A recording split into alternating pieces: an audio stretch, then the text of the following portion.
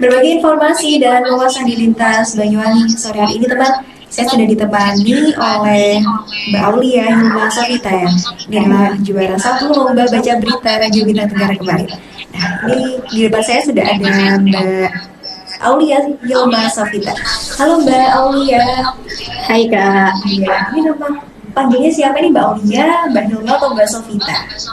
Panggilannya Hilma, tapi kalau yang benar sebenarnya itu Hilma gitu Kak, pakai H. Iya. Hak gitu ya. Oke. Mbak Hilma sendiri ini asalnya dari mana sih? Rumahnya di mana? Oke, saya dari Ambulu Kak. Jadi saya itu dari Jember, tapi saya sekarang sedang mukim di daerah Blok Agung, di Pondok Pesantren Blok Agung. Sedang menjalankan studi ya di kawasan Ya, Banyuwangi sana. Nah, Mbak Hilma ini kan bisa menang juara satu lagi, Mbak.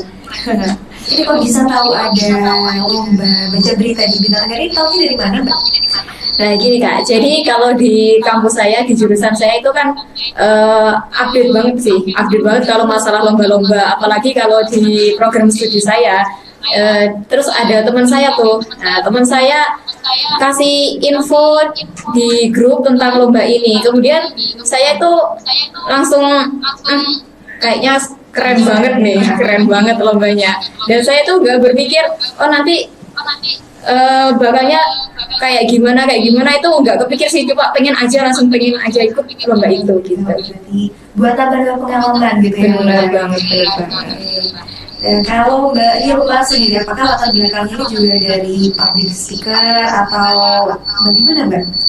Sebenarnya kalau saya itu dulu Kak, belajarnya saya itu bukan di public speaking atau voice over, news anchor, itu bukan. Tapi dulu ketika saya masih umuran MI itu sama ibu saya disuruh belajar yang namanya tilawah Quran. Nah, tilawah Quran. Hanya saja saya itu sebenarnya sadar kalau suara saya itu sebenarnya bukan karakteristik untuk tilawah. Tapi di situ saya ketika saya emang harus belajar kayak gini, ya harus belajar. Jadi ketika kita itu emang belajar, nggak usah berpikir nanti belajar ini bakal mau jadi apa, terus manfaatnya apa. Tapi ketika kita belajar kan cukup satu, kita cukup bersungguh-sungguh saja. Itu. Iya benar. Nah, jadi dari belajar tilawah itu sih sebenarnya saya mulai belajar bagaimana perbedaan antara pernafasan tenggorokan, pernafasan diafragma, suara tenggorokan, suara perut. Jadi dari situ saya belajar. Kemudian sebenarnya saya itu basicnya ke dakwah. Nah, basic saya awalnya ke dakwah. Kemudian ketika saya MTS itu saya belajar dakwah, terus juga di MA juga belajar dakwah. Ternyata suatu ketika di sekolah itu kan saya dulu OSIS, kemudian saya mendapatkan tugas dari sekolah ternyata saya itu suruh kayak pengumuman sekolah, sekarang ada ekskul apa. Kemudian ketika pertama kali saya siaran itu bukan hanya teman-teman sih, sebenarnya guru itu kaget, siapa sih yang siaran, soalnya belum ada yang siaran pakai nada servi. Bener sekali, kaget banget. Iya, jadi kalau saya ke sekolah itu pasti kangen Bu Guru itu sama suara kamu gitu, katanya sih punya ya. ciri khas sendiri seorang Mbak Hilma ini. Mungkin gitu. Kalau Mbak Hilma sendiri kan bisa memenangkan sebagai juara satu ini ya, perasaannya bagaimana sih, Mbak? Perasaannya itu bener-bener wow gitu Mbak, soalnya kalau jangankan berharap ya, kepikiran aja itu enggak, soalnya saya sadar sendiri kalau kalau pengalaman saya di broadcasting, di kepenyiaran itu emang sangat kurang. Hanya saja kemenangan ini itu benar-benar suatu obat bagi saya Kak. Kok bisa obat, bagaimana nih ceritanya, Mbak? Gini Kak, jadi ketika pas 17 Agustus itu, ketika pengumuman pagi harinya itu kan saya itu emang posisi berhari-hari udah emang di rumah sakit. Hanya saja ketika saya kayak rekaman buat lomba ini, saya itu emang di rumah. Kemudian saya ke rumah sakit, puskesmas, rumah sakit ya. Soalnya bapak saya itu sedang sakit dan itu emang posisi udah pakai oksigen, udah pakai alat bantu lah. Kemudian ba'da subuh itu kan saya itu lihat siaran di berita, kemudian saya ngomong ke bapak saya ingin jadi seperti itu. Nah, kata bapak saya, oh iya, silakan kalau sampean itu emang mampu gitu. Dan ternyata tidak berjarak lama dari itu, bapak saya itu tiba-tiba tayamum, habis tayamum tuh bapak saya sholat. Jadi sholat dalam keadaan ya sudah terbaring kayak gitu. Hanya ditemani saya sama kakak saya saja kan. Soalnya keluarga yang lain itu juga nggak di rumah sakit waktu itu. Iya, jadi cuma berdua.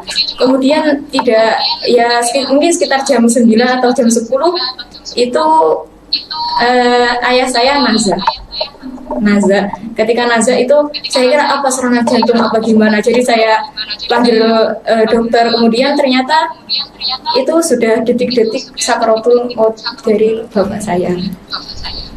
Tapi jadi ya Mbak Hilma sendiri sempat menunggui berarti ya? Iya, sempat menunggui banget. Jadi kalau hari itu dibilang saya menunggu kejuaraan itu kayak hampir nggak kepikir sama sekali. Saya fokus ke ayah. Iya, fokus. Iya, soalnya ya itu. Jadi sehari itu sebenarnya saya nggak sampai oh saya nanti ada pengumuman kayak udah lupa gitu Kak, udah lupa karena itu. Jadi ketika ada pengumuman kayak gitu benar-benar menjadi suatu obat bagi saya. Terus tahunya menang itu di hari itu atau besoknya sih? Baru besoknya saya tahu. Baru besoknya soalnya ya itu baru sempat ya repot banget. Repot sama air mata yang nggak bisa dibendung itu Kak. Iya. Terus saat tahu ini Mbak, orang pertama yang dengan beritahu itu siapa Mbak? Satu-satunya saudara saya, kakak saya pasti. Iya, dan kakak saya itu mungkin hampir menangis juga. Soalnya ya Masya Allah gitu kok bisa pas pada hari itu juga gitu. Jadi juga merupakan obat untuk kakak saya juga gitu. Jadi yang sama ini menjadikan kesedihan dan juga kebahagiaan. Iya, bahagia banget. Jadi saya itu benar-benar terima kasih sih kepada Radio Bintang Tenggara yang udah memberikan saya obat terbaik saya ketika saya terjatuh gitu. Iya Mbak, nanti kita akan lanjut lagi, tapi sebelumnya kita akan jeda sejenak. Iya teman, masih bersama dengan Mbak Hilma ya di studio. Ya. Mbak Hilma tadi kan sempat menyebutkan kalau saat ini sedang menjalankan studi ya di Agung. Ya. Nah ini dari jurusan apa sih Mbak sebenarnya? Oke, jadi saya itu kuliah di jurusan Komunikasi dan Penyiaran Islam di IAI Darussalam. Tapi mau ganti nih Kak, mau ganti jadi UIMSYA karena udah jadi universitas. Ya, Alhamdulillah Blok Agung tahun ini sudah mau berganti UIMSYA karena insya Allah kalau persyaratan untuk universitas kami sudah memenuhi gitu. Ya. Nah kalau dari prodinya kan cukup menunjang ini sama kemenangan lomba baca berita. Alhamdulillah. Terus kalau untuk kegiatan-kegiatannya Mbak, ini ada yang dari kuliahan atau dari pondok mungkin?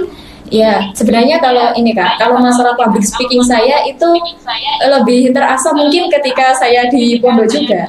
Karena mau tidak mau kalau di pondok itu apalagi ketika kita sudah dihadapkan, kita akan dilatih bagaimana menjadi seseorang ketika nanti telah terjun di masyarakat. Nah, jadi kita itu pasti dituntut untuk menjadi seseorang yang berani dan dihusnudoni lah. Kalau di pondok itu ada bahasa dihusnudoni atau kita pasti dipandang baik sama orang. Jadi kita pasti bisa MC, kita pasti bisa pidato, kita bisa kalau dalam suatu acara itu kita bisa menjadi seorang yang menjadi pengarah gitu. Jadi kalau masalah public speaking mungkin juga ditunjang dari organisasi-organisasi juga Kak. Kayak organisasi saya itu di bagian dakwah, juga kalau masalah pengorahan suara itu juga di tilawah gitu ya. Jadi lebih kayak gitu sih Kak, tapi ya itu kembali lagi ketika pengalamannya itu memang dari saya kecil, dari saya kecil itu emang saya kan kayak belajar di tilawah, padahal basic suara saya itu tahu banget kalau nggak di tilawah.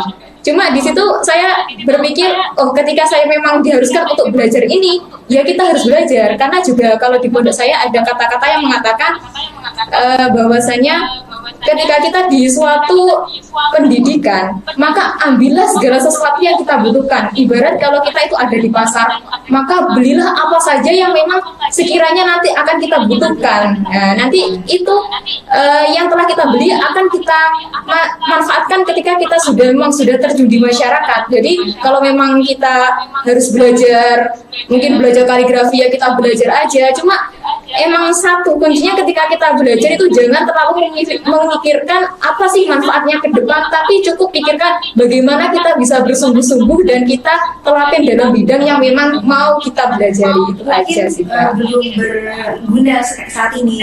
Benar. Di masyarakat besok Pasti ya pasti itu Kak. Kayak saya sekarang mungkin gak jadi seseorang korek ya, tidak menjadi seorang korek karena saya belajar tilawah, tapi ternyata pengolahan suara selama saya belajar di tilawah, di dakwah, ternyata itu bisa berguna ketika saya menjadi mungkin di dubber, di voice over, di news anchor, ternyata itu sangat berguna sekali gitu. Selain VO ini Mbak, apakah juga yang lainnya?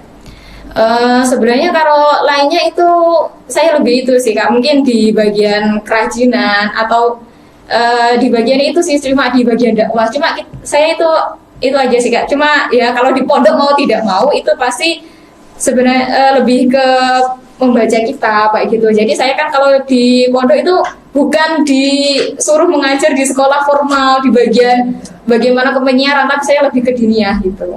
Sebenarnya itu Kak. Cuma ya itu apapun yang kita hadapi, kita mau belajar apa, yang penting kuncinya sungguh-sungguh aja. Benar. Mbak Hilma, kalau untuk tips-tipsnya ya, kemarin kan bisa memenangkan juara 1 nih. Apa saja sebenarnya tips dari Mbak Hilma kalau bisa sampai menang gitu ya?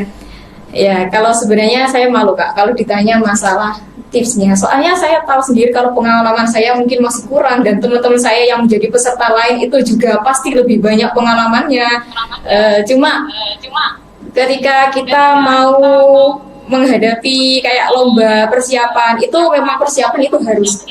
Ya, persiapan itu harus, bukan kita kalau bahasa Jawa itu biasanya sakdek saknyek, nah satset buat itu enggak, tapi persiapan itu harus sangat perlu. Ya, terus juga yang kita pikirkan itu tujuan kita untuk mengasah skill atau menambah pengalaman kita. Jadi bukannya kita itu saya berharap mendapatkan suatu hadiah, saya mendapatkan suatu pujian atau mendapatkan nanti saya akan dapat imbalan apa, tapi cukup kita pikirkan kalau ini pasti akan bermanfaat bagi kita, pasti akan menambah pengalaman kita. Cukup itu saja sebenarnya. Ya, benar, experience kita. Juga jangan lupa Kak, itu doa karena adalah suatu kekuatan tersembunyi ya, sebenarnya itu kekuatan terbesar ya. Ya, benar sekali. Itu waktu tahu ada pengumuman lomba dari grup kampus ya Mbak? Iya. Itu kapan sih Mbak buatnya? Terus buatnya di mana? Gitu bisa diceritakan Mbak? Oke, jadi kalau masalah pembuatan sebenarnya saya agak sedih gitu kalau keinget itu. Soalnya gini Kak, waktu itu sebenarnya ayah saya udah pulang dari rumah sakit yang pertama, karena itu kan ada kayak infeksi di kaki bapak saya. Jadi bapak saya tidak terlalu bisa berjalan dan hanya terbaring di ranjang. Kemudian saya sebenarnya izin, Bapak saya mau itu rekaman buat lomba gitu. Iya. Dan ternyata rekaman buat lomba itu pasti kan lama ya kan? Ya kan, kita cari mana yang bagus, mana yang bagus. Benar sekali. Jadi kan ya emang sih Kak, kan apa itu bahasanya? Bohong banget ketika seseorang itu sukses tanpa dia menginjak suatu duri kehidupan, itu pasti bohong banget. Jadi kalau kalian memang mau benar-benar sukses, kalian pasti akan merasakan gimana pedihnya mengeluarkan air mata dan keringat perjuangan gitu. Benar sekali. Nah, jadi ketika itu saya kan lagi rekaman tuh Kak, ternyata ayah saya itu terus-terusan panggil. Sedangkan saya rekaman itu di rumah saudara saya. Soalnya kan takut mengganggu ayah saya. Ternyata ayah saya itu terus panggil-panggil saya. Jadi saya kembali ke rumah itu kayak udah ya Allah, kok begitu jahatnya saya kepada ayah saya. Jadi ketika saya ingat lagi kayak nggak mau inget-inget lagi gitu kan. Tapi ya apalagi ketika pas 17 Agustus itu saya ingat, ya Allah, kenapa pada hari itu saya sempat meninggalkan ayah saya untuk mungkin sekitar 2 atau 3 jam. Itu rasanya kayak ya Allah, gitu. Jadi sebelahnya dulu gitu Kak. Nggak mau dilanjutkan nih Kak kayaknya. Iya. Daripada banjir. Iya, takut banjir. Oke, kita akan lanjutkan nanti nih cerita-cerita dengan Mbak Hilma setelah ada yang lain. Ya teman, Saya masih bersama dengan Mbak Hilma ya. Kalau Mbak Hilma sendiri kan kemarin juga sudah persiapan nih untuk baca beritanya. Pasti Kak, pasti.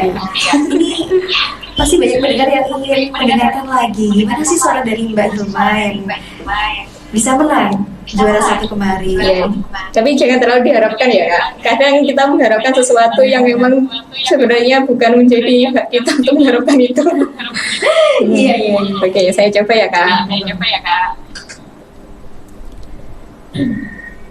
Dua pelajar kebanggaan Jawa Timur dipastikan akan bertugas mewakili Jatim sebagai pasukan pengibar bendera pusaka atau Paskibraka Nasional pada 17 Agustus 2023 di Istana Negara Jakarta. Dua pelajar itu adalah Mira Yuda, asal SMA N1 Kabupaten Madiun, dan Kirai Nahana Ramadhani, asal SMA N2 Pare Kabupaten Kediri. Keduanya secara langsung diterima untuk silaturahmi oleh Gubernur Jawa Timur, Khofifah Indar Parawansa di Gerahadi, Surabaya. Dalam kesempatan itu, keduanya langsung mendapatkan motivasi dan juga wejangan dari Gubernur Khofifah Indar Parawansa, terutama karena tugas itu adalah kepercayaan dan tugas yang berat sekaligus berharga bagi keduanya, bagi daerahnya masing-masing, bagi Jatim, dan juga bagi warga negara Indonesia. Keduanya akhirnya terpilih mewakili Jatim sebagai Paskibraka Nasional dan akan bertugas di depan Presiden Joko Widodo. Gimana perasaannya Mbak baca berita langsung ya?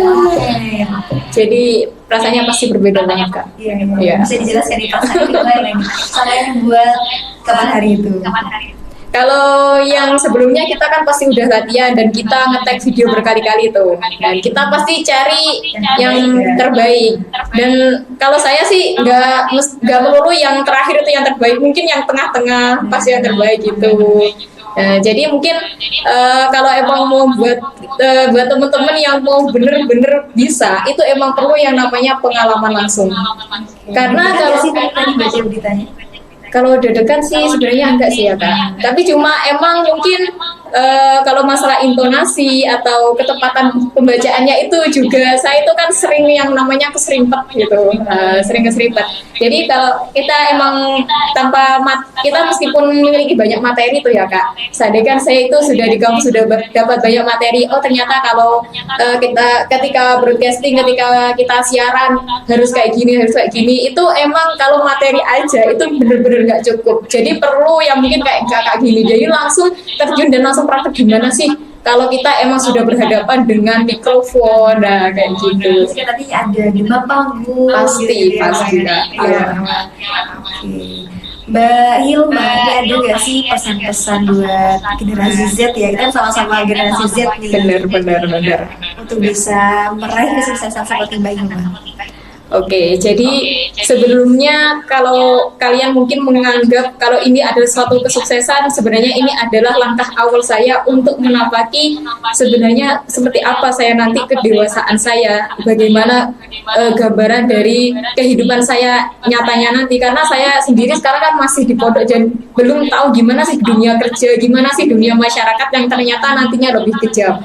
Jadi sebenarnya ini juga moto dari pondok saya yaitu khairun nas anfa'uhum linnas. Jadi kita harus menjadi seseorang yang bisa bermanfaat bagi orang lain, maka kita akan mendapatkan kemanfaatan dari itu sendiri. Dan jangan memikirkan manfaat untuk diri sendiri, karena manfaat yang terbaik adalah yang bisa dijariahkan, yang bisa disalurkan kepada orang lain. Itu saja. Mbak, sepertinya ada yang mau tanya ini ke Mbak Hilma. Boleh. Silakan jalan. Ada Pak Budi di Jajak ingin menanyakan tentang hal yang perlu dilakukan oleh teman-teman yang barangkali kegiatannya ada di dunia voice over atau mengandalkan suara ya. Apa sih rahasianya suara bisa enak dan tantangannya terutama untuk menjaga makan? Apakah ada makanan yang dihindari atau juga ada makanan khusus yang bisa mendukung suara itu agar tetap konsisten dan stabil? Oke, baik. Pertanyaan dari Pak Budi di Jajak, Mbak. Tipsnya biar suara enak ini seperti apa? Apakah ada makanan yang harus dihindari? Pasti. Makan apa saja? Ya, benar. Oke, terima kasih. Jadi sebenarnya kalau dari selain latihan dan kebiasaan untuk kita bagaimana bersuara dengan suara tenggorokan dan suara perut, kalau masalah makanan ini emang penting banget Kak, karena Berpengaruh sekali. berpengaruh banget, karena semakin misalnya kan kita sering makan pedas atau kita makan panas, itu kan akan semakin memperbanyak lendir yang ada di tenggorokan. Jadi dan apalagi juga di bagian hidung itu kan juga banyak lendir Kak.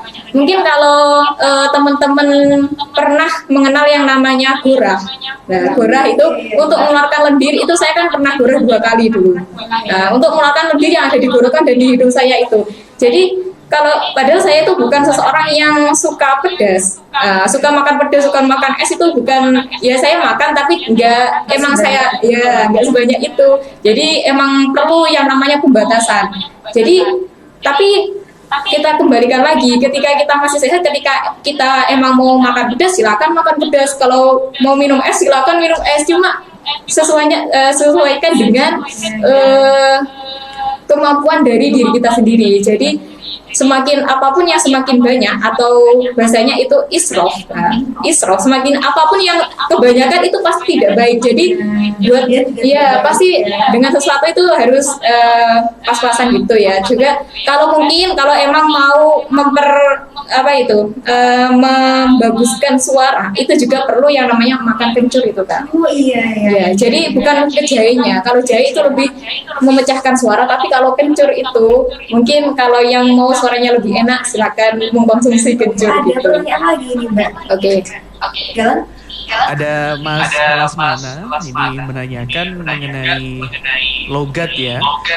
Kalau dulu Mas Lasmana itu pernah kuliah, itu ada beberapa kawannya yang apa istilahnya insecure dengan logat bawaan, terutama logat berbahasa Jawa atau Madura dan lain-lain. Karena kan agaknya itu cukup sulit untuk dihilangkan. Nah, ini kalau yang ditanyakan Mas Lasmana, kalau Mbak Hilma sendiri punya trik khusus nggak untuk meminimalisir paling tidak logat ini, atau bagaimana perasaannya tentang logat ini, perlu dihilangkan atau ya biarkan saja sebagai ciri khas? Oke, baik. Tentang logat ini Mbak. Oke. Jadi kalau masalah logat, kalau dibilang dihilangkan, jangan dihilangkan. Itu ciri khas kamu. Itu akan yang menjadikan kamu berbeda dengan orang lain. Karena kalau kita seandainya kita sama-sama di dunia kepenyiaran, pasti semua orang, oh banyak yang punya suara kayak gini, suara kayak gini. Tapi semakin kita memiliki ciri khas, apalagi kalau dalam logat, maka itu akan menjadi nilai plus dari kamu. Cukup satu, bagaimana cara kamu mengolahnya agar suara kamu itu tetap enak didengarkan. Kalau masalah logat, silakan Anda menggunakan logat Anda. Yang penting itu apalagi kalau di dunia kepenyiaran, karena kita kalau bahasanya itu kita tidak berbicara dengan seseorang lewat visual saja, tapi kalau kepenyiaran itu lebih ke bagaimana kita berbicara dengan telinga. Nah, jadi kita gampang memahamkan seorang. Jadi kalau masalah logat itu akan menjadi keunikan Anda dan jangan dihilangkan, tapi cukup bagaimana Anda mengolahnya agar lebih baik, agar ketika Anda menyiarkan itu bisa menyampaikan sesuatu yang gampang dipaham melalui pendengaran gitu. Jangan dihilangkan, tapi kan Benar. bisa jadi ciri khas. Iya, benar sekali Kak. Mbak Ilma, ternyata nggak terasa ini kita ngobrolnya sudah 30 menit. Oke. Kita akan berbincang-bincang dengan Mbak Ilma lebih lanjut lagi, tapi off the record ya. Oke.